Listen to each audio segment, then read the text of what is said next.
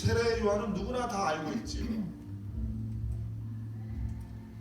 저는 요번에 이 3장을 묵상을 하면서 이 세례 요한이 이게 소리 지르고 있는 장면이 아주 새롭게 저한테 다가왔어요. 그러면서 소리를 더욱더 깊이 묵상하다가 점점 저의 그 초심과 점점 깊이 들어가며 여러 가지 하나님이 지혜를 주셨습니다. 우리 3절에 광야에 외치는 자의 소리가 있어 가로되 하면서 소리를 강조하고 있습니다.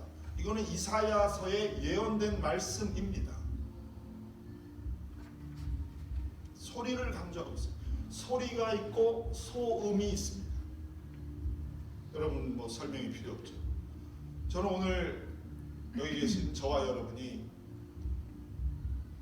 소리가 의미하는 것이 무엇인지 깨닫는 지혜가 있기를 예수님의 이름으로 축원합니다. 결코 소음이 되지 않는 것이 어떻게 하는 것인지 또 깨닫는 지혜가 있기를 예수님의 이름으로 축원합니다.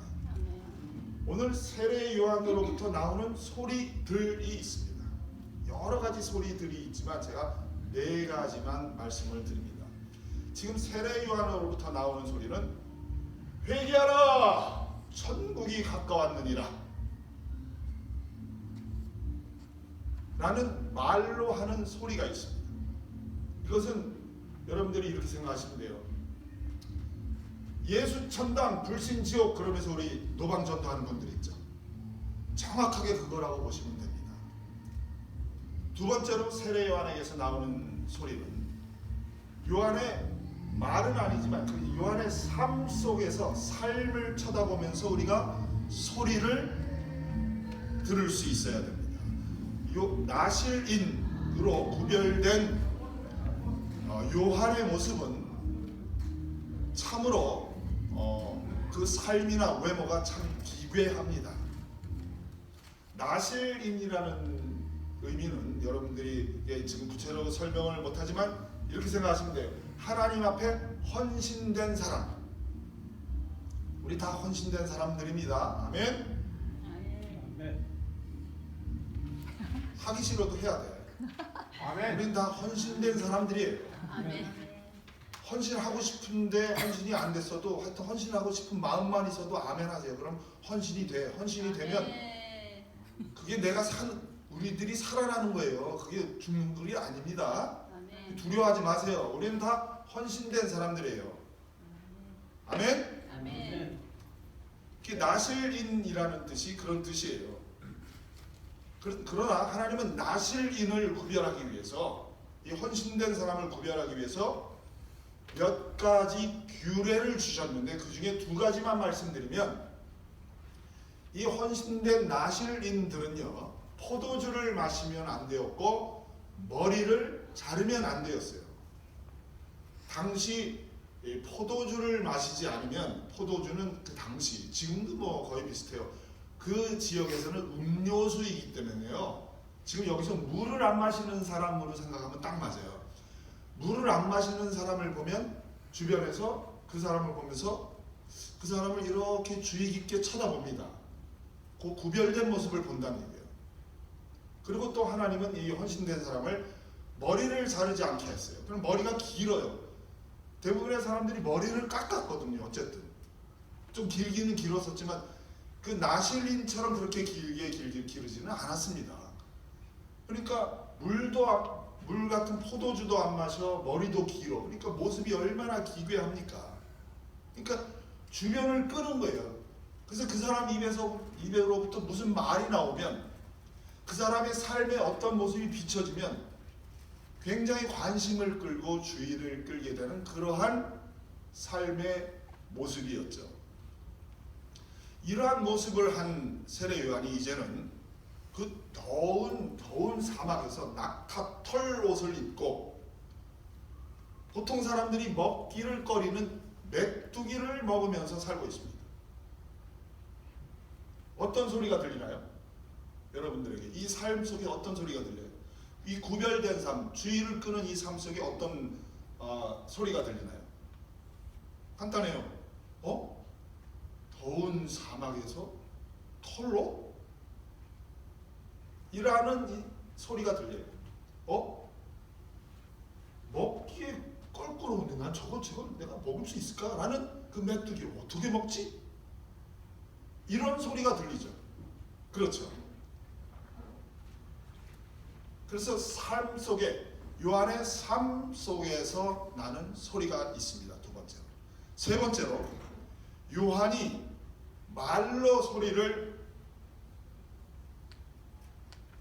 내고, 삶의 소리를 내고, 세 번째로 어떤 소리가 있냐면 마음의 소리가 있습니다. 마음의 소리.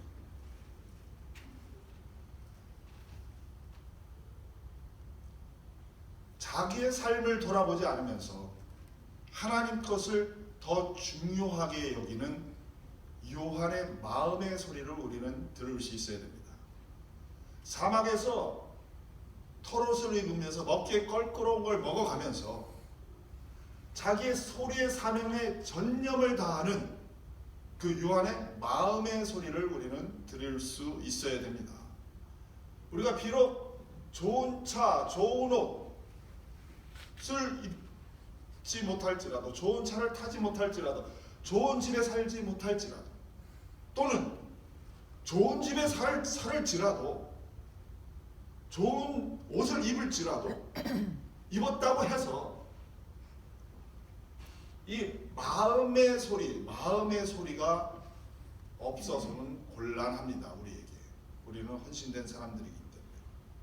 우리는 세례 요한의 삶의 모습이 우리의 모습과 똑같습니다. 그런데 우리는 구별되어 보이지 않는 것이 참 문제입니다. 주의를 끌지 못하는 게 우리들의 문제입니다. 구별되지 못했기 때문에. 우리가 구별되기 위해서 우리는 당당하게 우리의 말의 소리를 내야 돼요. 나는 하나님을 사랑하는 사람이다 하고 내가 구별을 지어야 돼요. 일부러 누구를 찾아가서 나는 하나님을 사랑해 이렇게 말할 필요는 없죠. 그렇게 말할 그 단어를, 문장을 사용할 때가 되면 그 문장을 사용하지만, 평상시에 하나님 얘기를 하고 하나님을 전하고 하다 보면 이 사람은 하나님의 사람이구나, 그 말의 소리를 통해서 그렇게 해야 되고, 또 하나님의 사람다운 삶의 소리를 또 내야 돼요. 근데 우리는 그렇게 구별되지 않고 있는 모습이 참으로 문제입니다.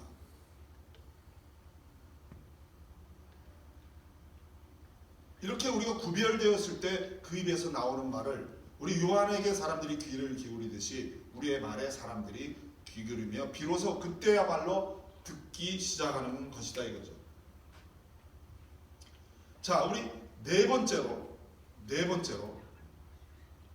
요한으로부터 나오는 소리는 담대한 소리예요. 담대한 소리. 물론 이것도 첫 번째랑 연관지으면 말의 소리이기도 해요. 그러나 제가 조금 더 구분을 지었습니다. 요한으로부터 나오는 소리는 담대함입니다. 담대한 태도입니다. 담대한 말입니다. 우리 7절, 8절을 볼까요? 우리 다 같이 합독 시작. 요한이 많은 바리새인들과 사두개인들이 세례 베푼 대로 오는 것을 보고 이르되, 독사의 자식들아, 누가 너희를 가르쳐 임박한 진노를 피하라 하더냐. 그러므로 회개에 합당한 열매를 맺고. 당시 바리새인들과 사두개인들은 종교인들이기도 하고 지도자입니다. 당시 이스라엘 그 지역이 지도자들이에요. 지도자를 향해서 세례 요한이 7절에 뭐라고 그래요? 7절에 독사의 자식들아, 아주 독서를 퍼붓고 있어요. 독서를. 두려워함이 없습니다. 거침이 없어요. 세상과 타협도 안 하고 있거니와 눈치 보지도 않고, 죄는 죄다, 회개해라, 죄는 죄야, 외치고 있는 거예요.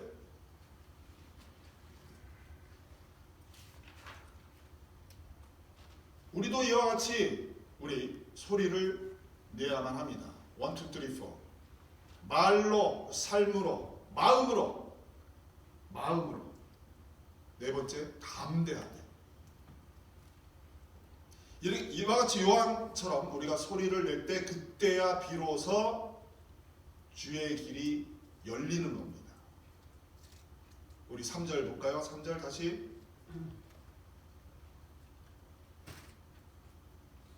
광야에 외치는 자의 소리가 있어 이르되 너희는 주의 길을 준비하라. 그가 오실 길을 곧게 하라 하였느니라.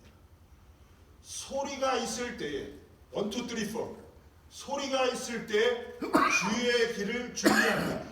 예수님이 오시는 길을 준비하고 열어드리는 거예요. 주님의 길을 곧게 아주 활짝 펼쳐드리는 거예요. 그 주님이 오시면 그때부터 문제가 해결되는 거죠. 그때부터 회개하라고 외쳤으면 회개 역사가 그때 있는 거죠. 내가 회개시키려고 하면 안 돼요. 회개하라 외칠 수는 있어요. 그러나 많은 사람들이 아주 잘못된 마음이 뭐냐면 내가 회개시키려고 그래요. No. 내가 아무도 회개시킬 수 없어요. 우리는 오로지 회개를 외치면서 주의 길을 여는 소리일 수밖에 없습니다. 예수님이 오시면 모든 문제가 해결되는 거죠. 우리는 이 마지막 때를 살아가고 있습니다. 세례 요한이 와서 외쳤을 때는 예수님의 초림 최초로 이 땅에 오시는 예수님은 은혜를 주시게 오신 거예요. 그 길을 열려고 소리로 외친 것이 바로 세례 요한입니다. 지금은 우리가 세례 요한의 심령으로 엘리야의 심령으로 외치는데 지금은 주의 길을 첩경을 주의 길이 곧게 해달라고 외치는 그 소리를 외쳐야 되는데 이제는 심판을 위해서 외치는 거예요. 세례 요한은 초림 예수, 우리는 재림하시는 예수님을 외치는 겁니다. 그게 소리를 내야 돼요. 소리를. 그러면은 재림 예수가 오시는 목적은 뭐예요? 심판이라고 했죠. 심판. 요한계시록이 그 심판을 기록하고 있습니다. 그리고 예수님이 이렇게 말씀하셨어요. 마태복음 11장에서 그때 그 심판이 소돔과 고모라 성이 견디기가 더 쉬우리라. 소돔과 고모라 성이 불로 심판받았거든요. 불로 심판받은 그 소돔과 고모라 성은 심판도 아니다 그 뜻이에요. 그 예수님이 재림하시는 예수님이 오시는 것은 심판을 위해서 오시는 거예요. 그걸 우리는 소리를 내서 열어드려야 돼요. 물론 그 심판을 위해서 길을 열어드리는 소리를 바랄 때에도 역시 하나님이 은혜가 역시 있긴 있어요. 그러나 하나님 재림 예수의 주 목적은 심판이다 이겁니다. 그 길을 우리는 열어드려야만 합니다. 세례 요한처럼 지금 담대하게 회개를 외쳐야 할 때입니다. 말로 하는 소리뿐만 아니라 삶의 소리를 내면서 마음으로서 담대하게 외칠 때입니다. 지금 빛과 소금의 삶의 소리가 우리에게서 나오면서 담대하게 외쳐야 됩니다. 소리가 있고 소음이 있다고 그랬어요. 소음이 되어서는 곤란합니다. 우리 나시린인 우리들, 헌신된 우리들이 소음이 돼서는 곤란합니다. 소리가 되어야 해요. 소음은 도리어 배척을 당합니다. 소음은 주의를 끌지 못합니다. 그러나 소리는 우리로 하여금, 주변으로 하여금 경청하게 합니다. 우리 직장에서 소리가 되시기를 예수님의 이름으로 축원합니다. 가정에서 또는 내가 현재 처한 곳에서 소리가 되시기를 예수님의 이름으로 축원합니다. 예술가로서, 정치인으로서, 연예인으로서 무엇을 하든지 어디에 있든지 언제 어디에서든지 소리가 되어야만 합니다. 말로, 삶으로, 마음으로 담대하게. 저는 이 네 가지 중에 한 가지라도 부족하면 감히 말씀드립니다. 그 사람은 소음입니다. 회개해야 됩니다. 회개해야 돼. 무엇이 나를 그렇게 담대하게 못합니까? 호의호식하고 산의 진미를 먹어야 되니까, 나의 사업이 성공해야 되니까, 내 직장 상사의 눈치를 봐야 되니까 뭐가 중요한데?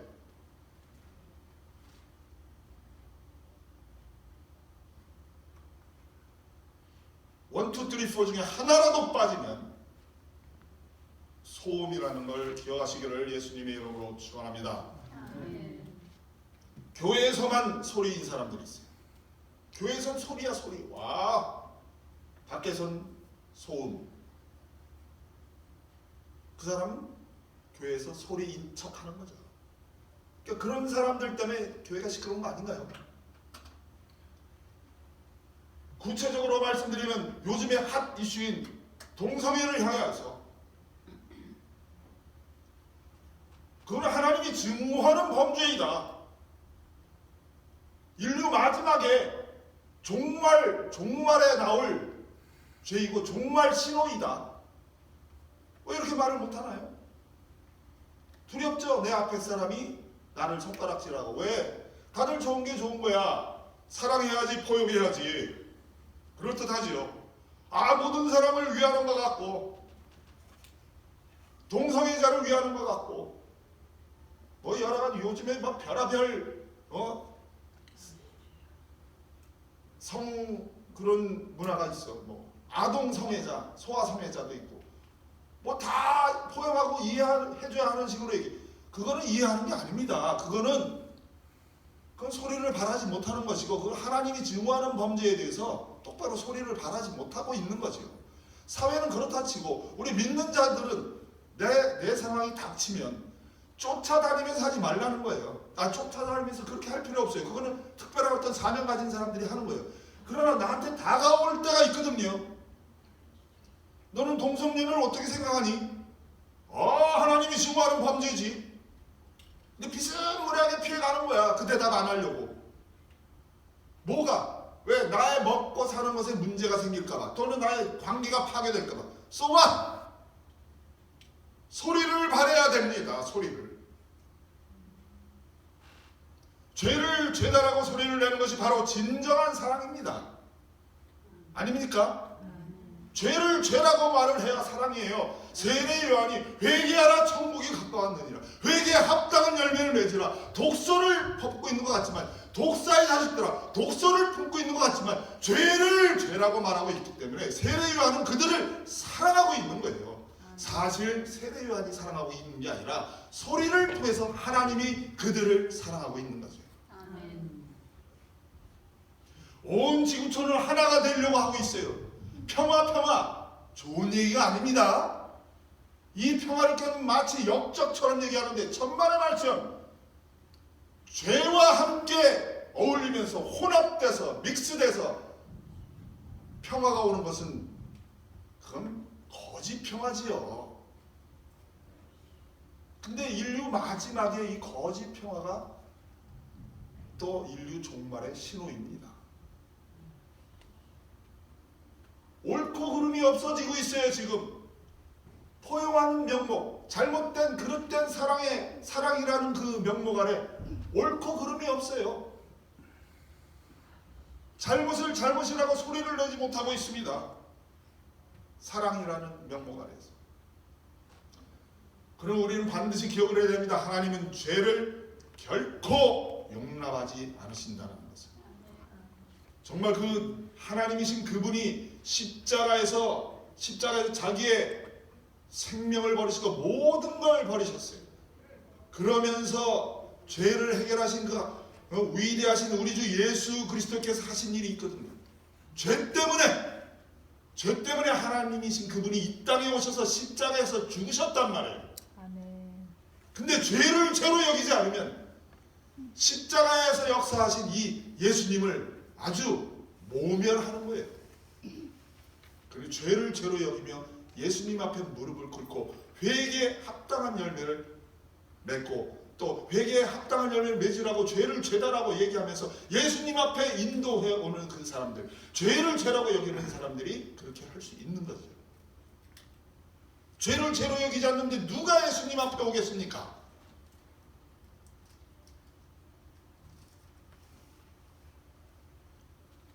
우리는 광야에서 아주 강인한 자의 소리가 되어야 합니다. 이 시대야말로 세례 요한이 필요한 시대에 거짓된 진리가 난무하는 이 마지막 때에 하나님은 소리를 기다리고 있습니다. 왜? 그분이 그 첩경으로 그 고든 길로 오시기 위해서. 우리는 하나님은 사람과 함께 일하신다고 그랬죠. 하나님이 능력이 없어서 사람과 함께 일하는 게 아니에요. 사람이 땅에서 묶어야 하늘에서 묶이고 사람이 땅에서 풀어야 하늘에서 풀려요. 사람이 소리를 내야 하나님이 그 길로 오십니다. 왜 우리가 하나님을 경험하지 못하는지 아세요?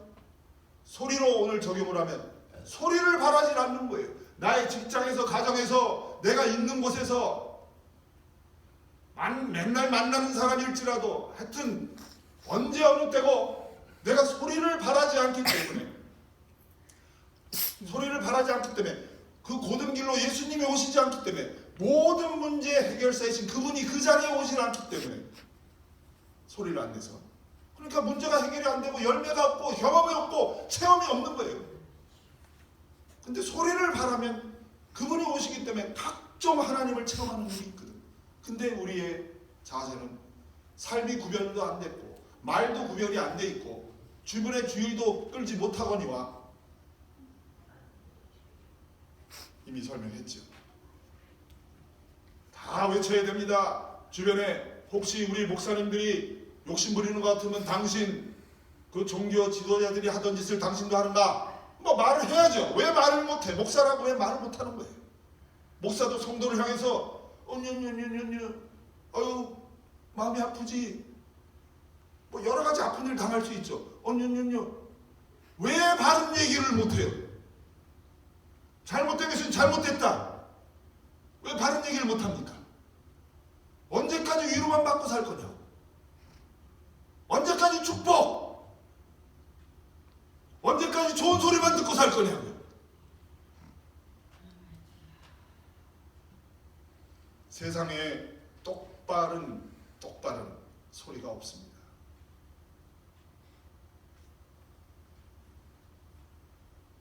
모태신앙을 보고도 얘기를 해야 돼요. 당신 모태신앙이 총 못 가? 그 말 왜 못해? 모태신앙이니까 그럼 좋은 얘기만 해줘. 모태신앙이 좋은 조건은 맞아요. 좋은 신앙도 많아요. 그러나 딱 봤는데 이 사람은 천국이 아니야. 그럼 얘기해줘요. 당신 모태신앙인데 천국 못 가겠구만. 왜 그 말을 왜 못해? 그 자리에서.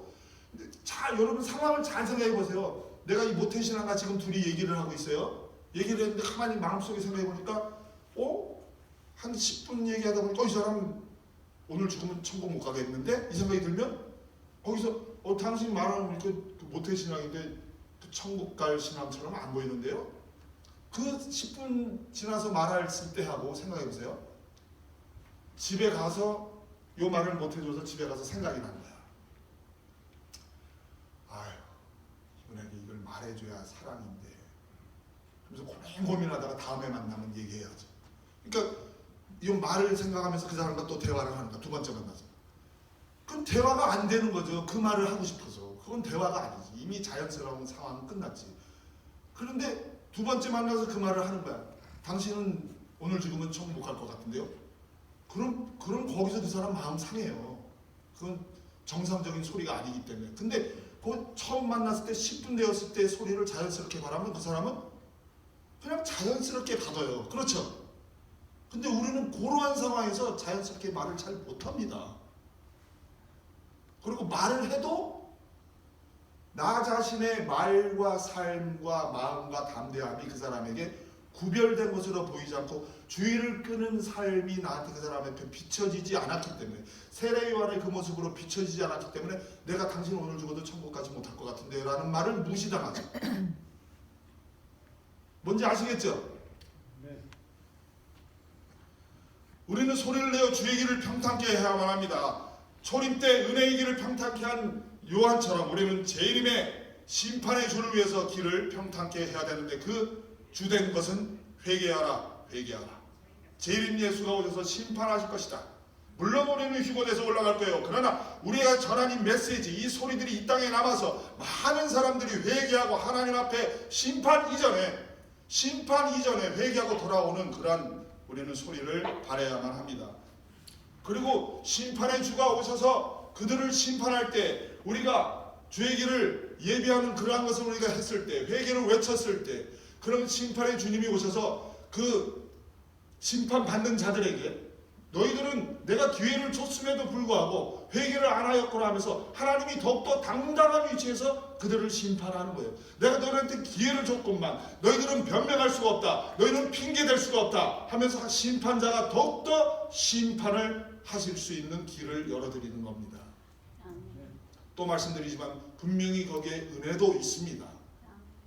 그러나 재림의 목적은 심판이라는 것을 기억해야 돼요.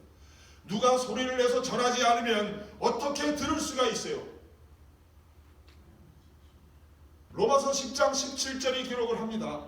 믿음은 들음에서 나며, 믿음은 들음에서 나며, 우리가 듣도록 소리를 바라지 않으면 어떻게 그들이 회개하고 그들이 어떻게 믿음을 갖겠냔 말이에요. 소리를 내야 돼요. 소리를. 이 소리를 내면 사람들이 주변에 모입니다. 멀어질 것 같으죠? 주변에 모여요. 우리 4절 5절 볼까요? 4절 5절. 이 요한은 낙타 털옷을 입고 허리에 가죽띠를 띠고 음식은 메뚜기와 석청이었더라.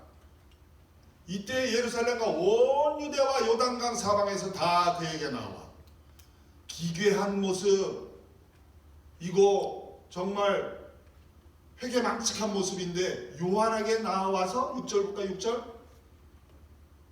자기들의 죄를 자복하고 요단강에서 그에게 세례를 받더니 요한이요 회개해! 광야에서 외치는 거예요.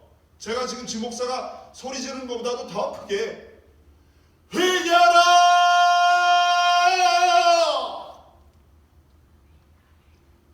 더운 데서 털옷을 입고 메뚜기 먹어가면서 근데 거기 모이는 거예요.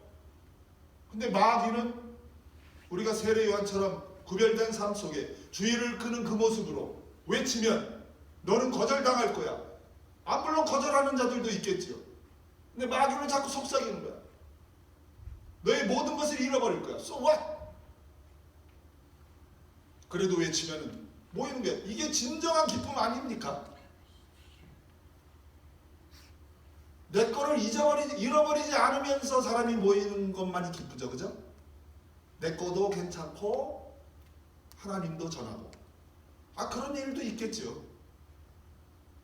근데 진정 기쁜 게 뭐예요? 내 거는 쇠하고 그분 것만 흥하는 거. 그게 진짜 기쁜 거 아닙니까? 뭐가 그렇게 내가 지킬 게 많은데. 외치시길 바랍니다. 내 자녀를 향해서, 남편을 향해서, 아내를 향해서, 부모를 향해서, 직장 상사를 향해서, 좀 껄끄러운 사람을 향해서, 목사를 향해서 회개하라. 이렇게 소리로 외치는 거 아닐지라도 목사님 그거 옳지 않죠. 그렇게 하시면 안 되죠. 사모님 좀 절제하셔야 됩니다. 그러시면 안 돼요. 그 순간에 그 말을 하세요. 그들은 진짜 하나님의 사람이라면 안 삐져.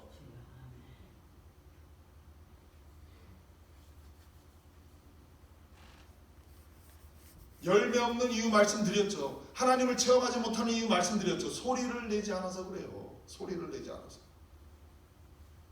끝으로 세례 요한의 소리 중에 가장 좋아하는 소리 뭐라고 그랬죠? 서두에 말씀드렸잖아요. 그는 흥하여야겠고 나는 쇠하여야 하리라. 우리도 세례 요한처럼 멋있게 그는 흥하여야겠고 나는 쇠하여야 하리라. 이 고백을 하면서 살 수 있습니다. 이 문장을 계속 이렇게 말로 뇌까린다고 해서 그렇게 사는 게 아니죠. 그는 흥하고 나는 쇠하는 삶은 오늘 말씀드린 1, 2, 3, 4 말로써 소리를 내고 삶으로 소리를 내고 마음으로 소리를 내되 세 가지를 다 합쳐서 담대한 자세로 담대한 태도로 말과 행실을 하면 그게 그리고 나서 나도 잘 되면 아멘이고 내가 못 돼도 아멘이에요. 그렇게 했는데 하나님이 아브라함처럼 승승장구하게 해. 그래도 아멘. 그러나 삼손처럼 죽게 해. 세례요한처럼 목 잘라 죽게 해. 그래도 아멘이죠. 세례요한이 왜 죽은지 아세요?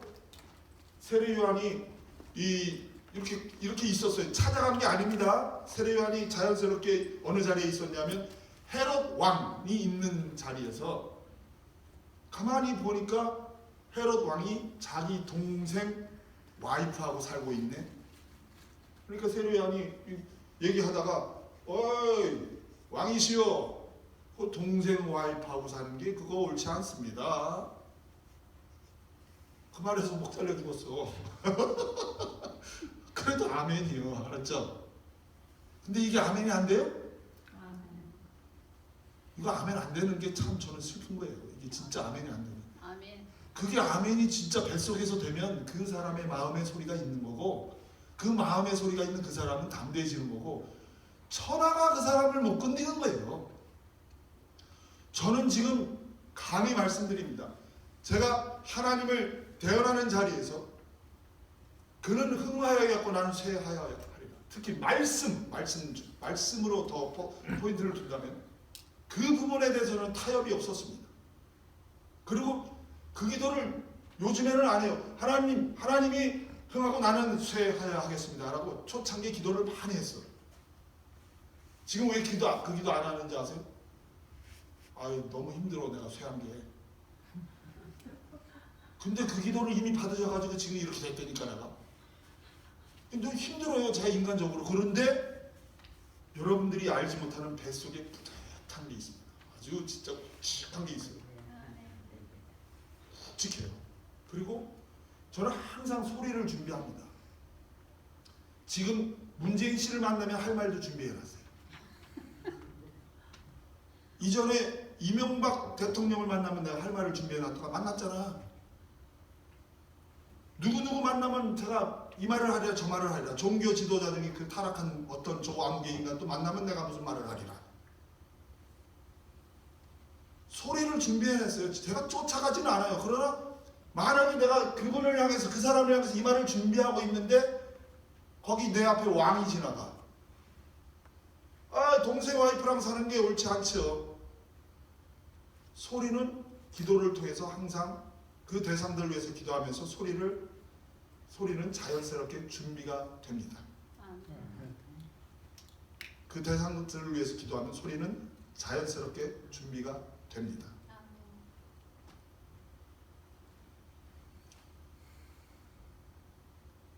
그는 흥하고 나는 쇠하는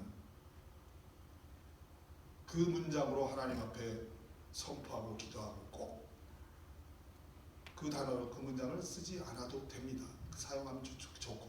그러나 더 중요한 것은 나의 말의 소리와 삶의 소리와 마음의 소리가 있어야 하되 세례 요한처럼 담대한 태도의 말과 자세가 있어야 됩니다.